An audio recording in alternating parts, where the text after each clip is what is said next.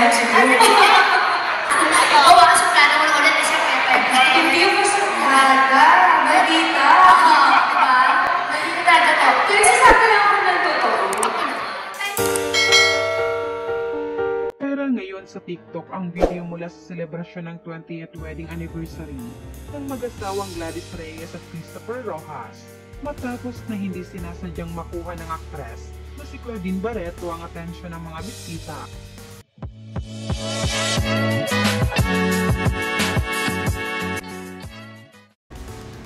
Ikinagulat ni Gladys ang hindi niya inaasahang pahayag ni Claudine nang imbitahan nga niya ito sa entablado sa harap ng napakaraming bisita nila dahil prangkang sinabi nito na ayaw niyang makatrabaho ang kapwa-aktres na si Angelo De Leon na isa pa man din sa mga imbitado ni Gladys sa nasabing pagdiriwang. Maliban sa 20th wedding anniversary ng mag-asawa, ay 18th birthday din ng kanilang panganay na si Cristo. Kaya naman talaga namang napakaraming bisita nung gabing yun, lalo na mula sa mga kaibigan nila sa industriya ng showbiz.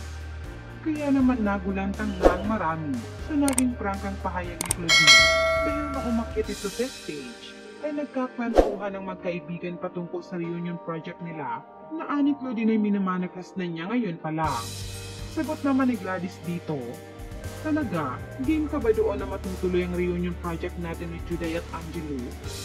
Ngunit biglang ang sumeryoso ang mukha ni Claudine at sabay sabing, no, hindi, ikaw lang at ako at Juday, walang Angelo. Nagdag na mga pahayag ni Claudine, hindi niya raw alam kung saan galing yung kasama si Angelo sa reunion project na gusto niya. Sagot muli ni Gladys, ha? Talaga ba? Seryoso ka ba? Magsasalita pa sana si Claudine tungkol dito, ngunit kaagad na ngang inilayo ni Gladys ang microphone sa kanya. At upang wag masyadong seryosohin ang naging pahayag ni Claudine, ay nagbiro na lamang si Gladys na, ikaw ha, suplada ka na ulit kasi ang payat-payat mo na.